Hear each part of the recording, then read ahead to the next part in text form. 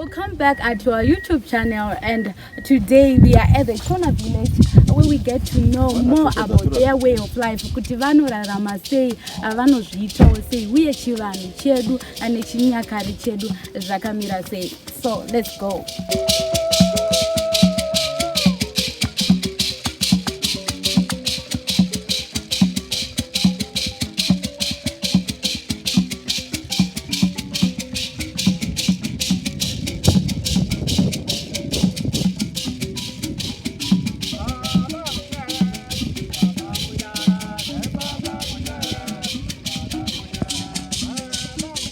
Tapinda muShona Village medu patichange tichiudzwawo namema Nyaradzai Madhuro makadini ndipo makadini right.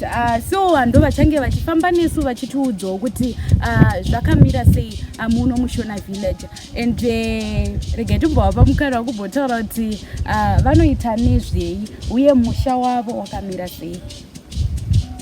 Inini ndinoita nezvekuchengetedza heritage and culture.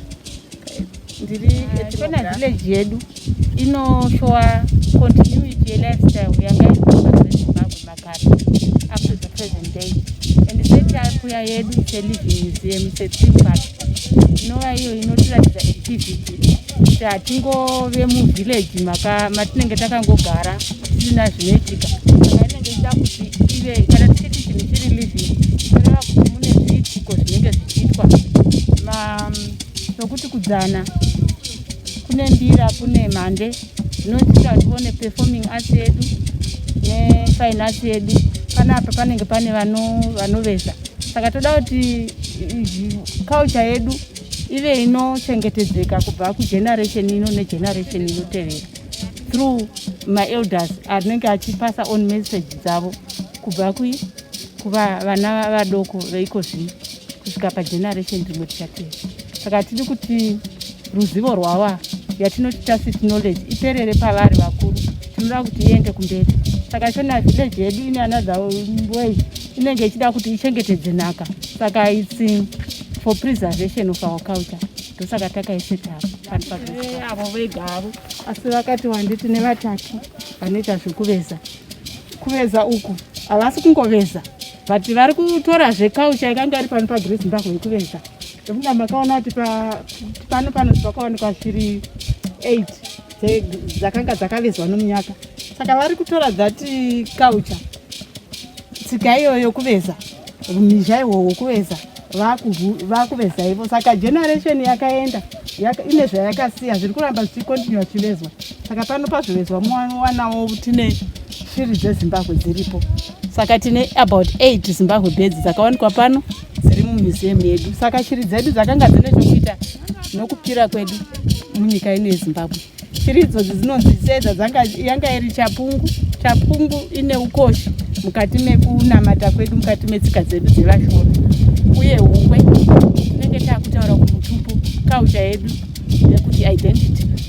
Tinofungidzira kuti shiri idzodzo sedza yanga iri hungwe kana kuti fish butterfly inova iyo inonzi yanga yaicommunicata kubva pano pasi ichitaura namusika vanhu kudenga.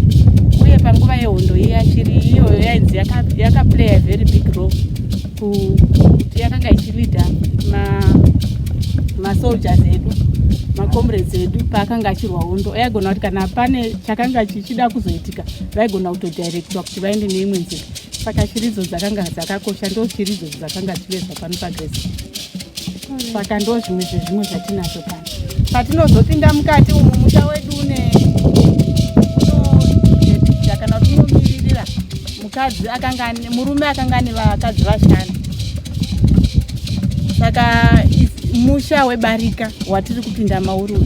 Saka ticharatidza dzimba dzacho kuti zvakanga zvakamira sei. Tapinda hedu ndokuratidzai musha wedu tichizonosvika paya panodzaniwa.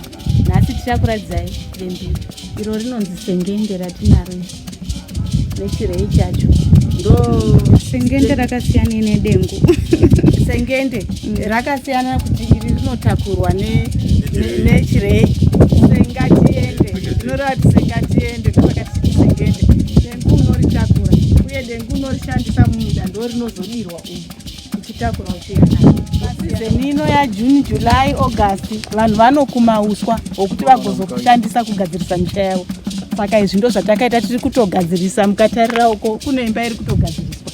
Hanzi musha hauperi kuvakwa, unovakwa asi tine dzimba dzatakatarisa kuti musha umwe nomwe wakanga une dzimba dzaifanirwa kuvamo mumusha wechiShona kana kuti wechiKaranga.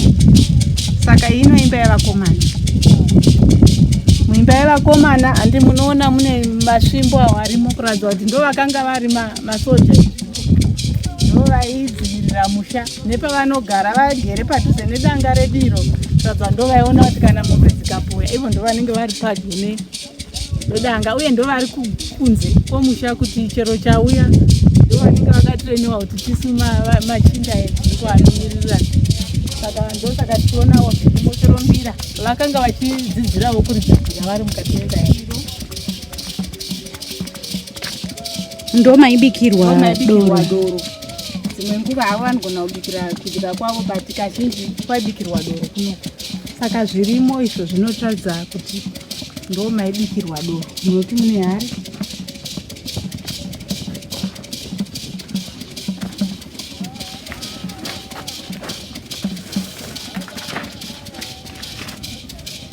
saka mamwe hari dzimwe dzinoratidza kuti ndo avo anonzi maganda anovambira doro nenge makate vare nemakona avo avaichengeta. Chivanhu chedu chinoti icho baba vaiti kana vane kwavanoda musi wavanonorara kwavanonorara vanosimudza mutsago wavo uyo voenda nawo kana ndopavanoti vakabuda mumba yemwe mukadzi vakuratidza kuti ndiri kuyako nhasi vanotora icho chipiro icho vonochitsveta mumba yemwe. Saka mai vavo vatoziva nhasi baba vari kuuya watinoti mutsago. Asi nguva yavanenge vachiti hangu namazuva andodambogara kumba kwangu vanogara mumba mavo nokuti vane mimwe makona avo anonzi vakadzi vava vasingafanirwa kuchirika kudarika. Saka vaigara mumba mavo voga ndo maichengeterwa makona avo. Saka pamwe vanonzi ivo pachiShona pedu panonzi murume ndiaitenderera achiringa vakadzi vavo kudzimba dzavo. Ndo saka umwe nomwe ane dzimba yake. Saka ndotedwa hamunawo zvakawanda mapoto ezikombedi kudzimba hombe kwatichaenda kune vanhu.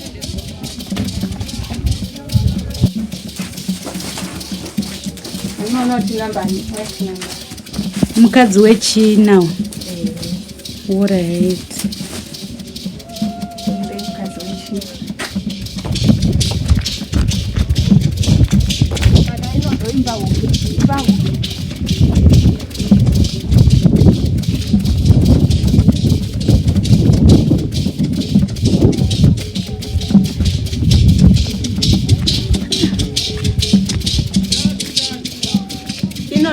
Guest house imba yavahosi ndiyo yakakura kudarika dzimwe dzimba. Zvaimirirei kukura kweimba yavanhu? Kuratidza kuti vose vanoda rubatsiro vanochengetwa kwavahosi. Wese washanya wese auya anopinda mumba mavahosi uye ndivo vaive ivo vanopa kudya kumhuri yavo yese. Handi munoona pane dura moto ine dura muno. Baba vakanga vane matura panze vanoti kana kwakohwewa voisa mumatura ababa panze. Then baba ndo vanopa kudya kumhuri yavo kwatinoti kuvasha vouya nekudya ikoko voisa vopa vahosi. Ndo vahosi vochengeta. Vahosi ndo vanoudzwa nevakadzi vadiki kuti taane nzara vachitora mudoro yavo vachipa kune vamwe madzimai. Asi kwavakanga vasingaendi kudura baba ndo vanobudisa kudya vachipa mukadzi mukuru. Saka vakanga vachiremekedza mukadzi wavo mukuru. Munomu zvakare muhombe ndo maichengetedzwa mbudzi. Makare kare vanoti tisati kuchine udyi hwakawanda mbudzi dzaichengeterwa mumba. Chero huku dzaigona kuchengeterwa mumba. Saka icho chiri kuchehuku chembudzi. Saka ino ndoimba hombe. Mukadzi apa anororwa anouya nechatinoti chemafuta. Inenge kirimo muimba yega yega kirimo. Munhu umwe ane chake. Saka vairara muno here vahosa? Vaitorara muno kana murume wavo akuda kuuya anouya muno. Okay. Pandoinopasa pakungoti vari kuzvimuvha zvavo pandoinopasa nemutsago. Alright. Saka kana vakurara voti chibage vanenge vachichiona nechikafu pamwe chete nembudzi dzavo dzedzirimo. Okay. Second wife yakakuravo kudarika saka masaizi edzimba anoenda nechinzvimbo chekuti saka mudzimba dzavo mamutisoti mudzimba ubu mune zvinhu zvemukitchen futi zvekuti maibika-bika ndo mudzimba dzavairarazve here? Ndimo mavairara vaibikira mudzimba imomo vachirara mai vakuru vari padyo napo vakomana vakagadha kugudu mume musina maingovene maingorariwa chete. Unfortunately zvimwe zviya zvivasikana mabasitachikodzavo ndo zvangowanikwa zvirimo zvipfeko zvavo zvokuti kana vozoenda vanototakura zvinhu zvavo vachienda nazvo. Asi nei imba yavo iri kure isiriwo pakati pemusha kuchengetedza mwana wechisikana? Aiwa ari kuchengetedzeka mwana musikana vahosi vari padyo nokuti imba yavahosi iyo ndivo vahosi vaitidzidzisa vanasikana kuti vanarume vaitodzidzisa vahosi saka vari padyo neimba yamai vakuru uye vari mukati kwete kuti havana kuiswa kunze sevakomana kuratidza kuti vakanga vachichengetedzeka.